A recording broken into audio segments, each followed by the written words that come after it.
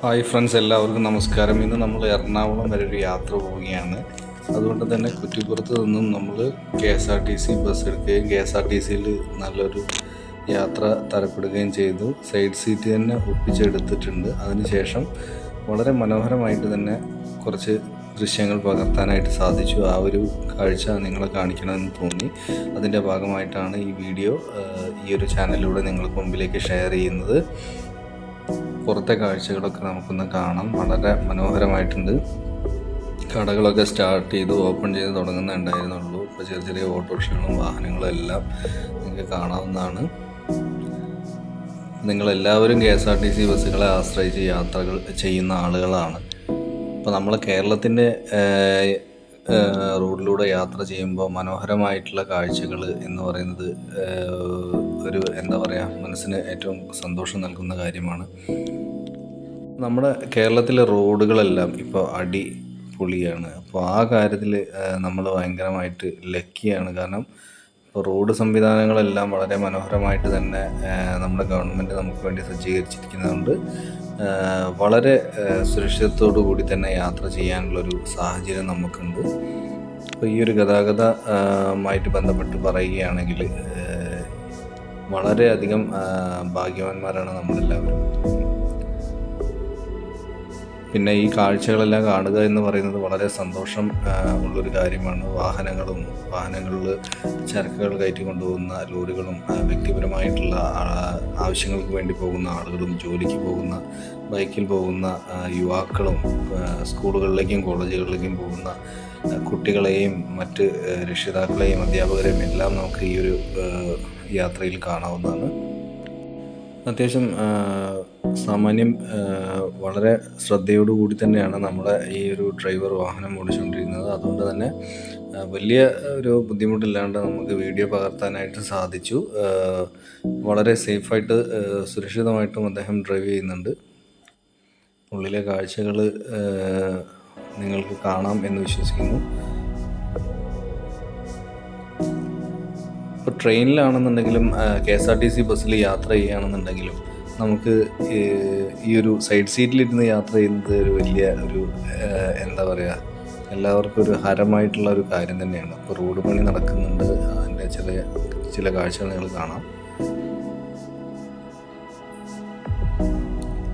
ഇതിപ്പോൾ ഏകദേശം ചാലക്കുടി ഭാഗത്തേക്ക് എത്താറായി വാഹനം.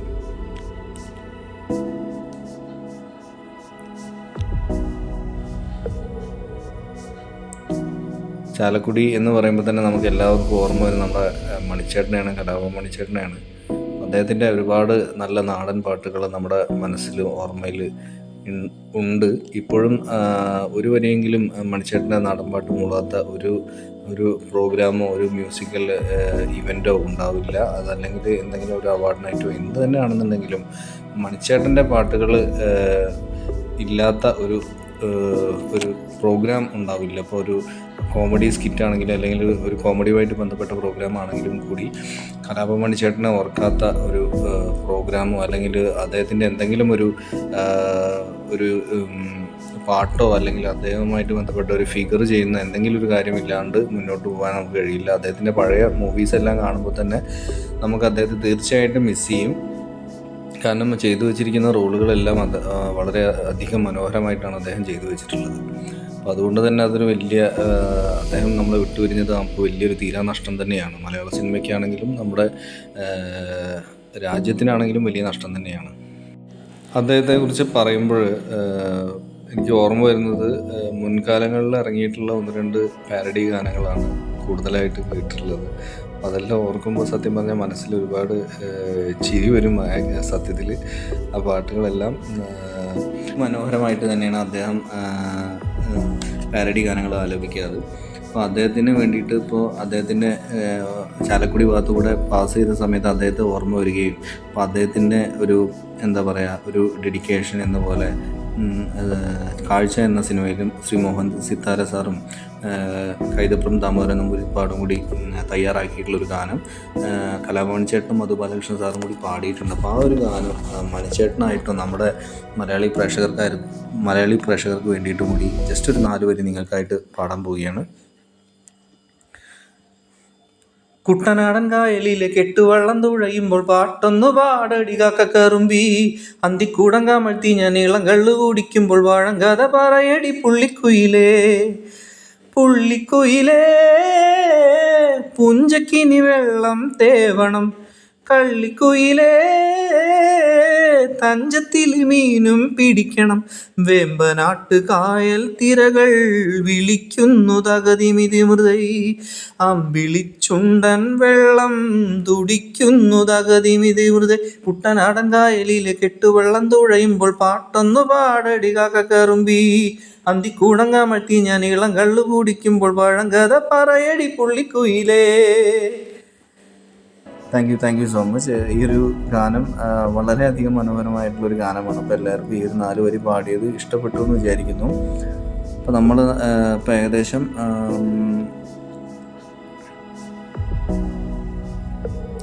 നമ്മുടെ യാത്ര തുടരുകയാണ്. ഇപ്പോൾ ചാലക്കുടി KSRTC സ്റ്റാൻഡിലേക്ക് ഓൾറെഡി എത്തി വണ്ടി. ഇപ്പോൾ ഇവിടെ നിങ്ങൾക്ക് ആളുകൾ വെയിറ്റ് ചെയ്യുന്നതായിട്ടത് കാണാം.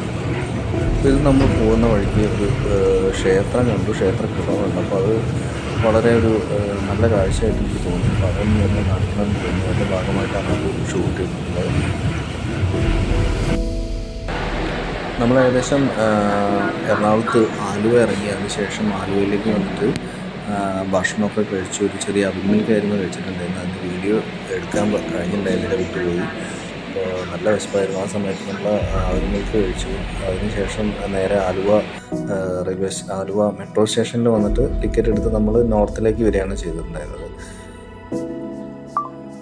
മെട്രോ മുന്നേ നമ്മളൊരു വീഡിയോ ചെയ്തിട്ടുണ്ടായിരുന്നു മെട്രോയുമായിട്ട് ബന്ധപ്പെട്ട്. വളരെയധികം സൗകര്യപ്രദമായിട്ടുള്ള ഒരു കാര്യം തന്നെയാണ് മെട്രോ എന്ന് പറയുന്നത്. അപ്പോൾ ഈ മെട്രോയിൽ വളരെ സൂക്ഷിച്ചും കണ്ട് നിന്നിട്ടില്ലെങ്കിൽ നമുക്ക് വീഡിയോ എടുക്കാനായിട്ട് ഭയങ്കര ബുദ്ധിമുട്ടാണ്. കാരണം എന്താണെന്ന് വെച്ചാൽ വളരെയധികം വേഗതയോട് കൂടിയിട്ടാണ് മെട്രോ ട്രെയിൻ പോകുന്നത്. അപ്പോൾ ചെറിയൊരു ബാലൻസ് നമ്മൾ മിസ്സായാൽ പോലും നമ്മൾ ചിലപ്പോൾ വീഴാനുള്ള സാധ്യതയൊക്കെ ഉണ്ട്. അപ്പോൾ എല്ലാവരും മെട്രോയിൽ പോകുമ്പോൾ വളരെയധികം സൂക്ഷിക്കണം. കൊച്ചിക്കാരെടുത്തും കൊച്ചിയുടെ അടുത്തുള്ള ജില്ലകളിലോ അല്ലെങ്കിൽ എല്ലാവരും ഈ മെട്രോയിൽ ട്രാവൽ ചെയ്തിട്ടുള്ള ആളുകൾ തന്നെയാണ്. എന്നിരുന്നാലും ആദ്യമായിട്ട് മെട്രോയിലോ മറ്റോ കയറുന്ന ആളുകൾ ഇത്തരം കാര്യങ്ങൾ ശ്രദ്ധിക്കണമെന്ന് റിക്വസ്റ്റ് ചെയ്യുന്നു. 1-2 സ്റ്റോപ്പ് കൂടി കഴിഞ്ഞാൽ നമ്മൾ നോർത്ത് സ്റ്റേഷനിലേക്ക് എത്തും. ടൗൺ ഹാളാണ് നമ്മൾ ടിക്കറ്റ് എടുത്തിട്ടുണ്ടായിരുന്നത്. നോർത്ത് സ്റ്റേഷന് തൊട്ടടുത്തുള്ള മെട്രോ സ്റ്റേഷൻ എന്ന് പറയുന്നത് ടൗൺ ഹാൾ ജംഗ്ഷനാണ്. അപ്പോൾ ടൗൺ ഹാളിലേക്ക് ആയിരിക്കും അവർ ടിക്കറ്റ് എടുത്തിരിക്കുക. ആലുവയിൽ നിന്നും ടൗൺ ഹാളിലേക്ക് ഏകദേശം 50 രൂപയാണ് ടിക്കറ്റ് ഫെയർ എന്ന് പറയുന്നത്.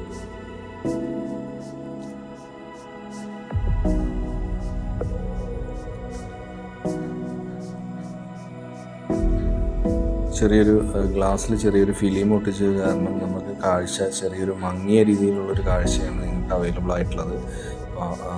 ആ ഒരു മെട്രോ ട്രെയിനിൻ്റെ ഗ്ലാസ് കവേർഡായിരുന്നു, ഫിലിം കോട്ടഡ് പോലെ ചെയ്തിട്ടുണ്ടായിരുന്നു. അപ്പോൾ അത് കാരണമാണ് ചെറിയ മങ്ങിയ കാഴ്ച നിങ്ങൾക്ക് വരുന്നത്. നമ്മൾ മെട്രോ സ്റ്റേഷനിൽ പുറത്തേക്ക് ഇറങ്ങി നേരെ നോർത്ത് സ്റ്റേഷനിൽ വന്നതിന് ശേഷം അല്പം നടന്ന് നമുക്ക് എല്ലാവർക്കും അറിയാം സമൃദ്ധി കൊച്ചി നമ്മൾ മുന്നേ വീഡിയോ ചെയ്തിട്ടുണ്ടായിരുന്നു, ചെറിയൊരു ഫുഡ് ബ്ലോഗ് ചെയ്തിട്ടുണ്ടായിരുന്നു.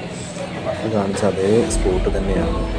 എനിക്ക് ഏറ്റവും പ്രിയപ്പെട്ട ഒരു ഫുഡ് സ്പോട്ടാണ് സമൃദ്ധി കൊച്ചി എന്ന് പറയുന്നത്. നിങ്ങൾക്ക് എല്ലാവർക്കും അറിയുന്ന പോലെ തന്നെ ഞാനും അവിടെ ഭക്ഷണം കഴിച്ചു, വളരെ ആസ്വദിച്ച് കഴിച്ചു.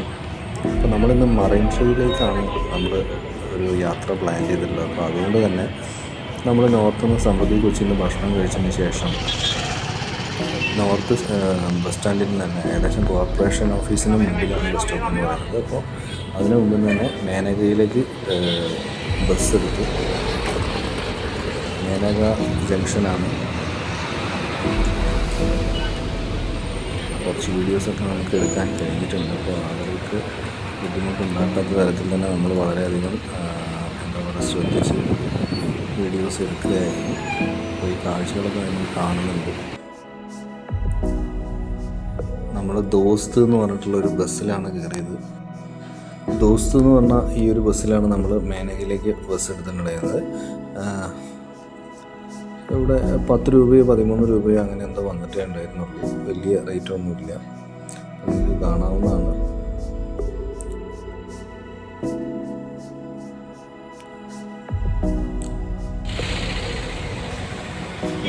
ഏകദേശം അവിടെ എത്തിയിട്ടുണ്ട്. മറൈൻ ഡ്രൈവിലേക്ക് ആണ് പോകുന്നത് നമ്മൾ. അപ്പോൾ ഇന്നത്തെ കാഴ്ചകൾ, മറൈൻ ഡ്രൈവിലെ മറ്റ് കാഴ്ചകൾ നിങ്ങളെ അടുത്ത വീഡിയോയിലൂടെ കാണിക്കുന്നതായിരിക്കും. നമ്മൾ അങ്ങോട്ട് മറൈൻ ഡ്രൈവിൻ്റെ ഫ്രണ്ടിലോട്ട് നടക്കുകയാണ്. അപ്പോൾ സുഹൃത്തുക്കളെ, നമ്മൾ മറൈൻ ഡ്രൈവിൽ വീണ്ടും നിങ്ങളെ കണ്ടുമുട്ടുന്നതായിരിക്കും. അപ്പോൾ അവിടുത്തെ കാഴ്ചകൾക്കായിട്ട് കാത്തിരിക്കുക.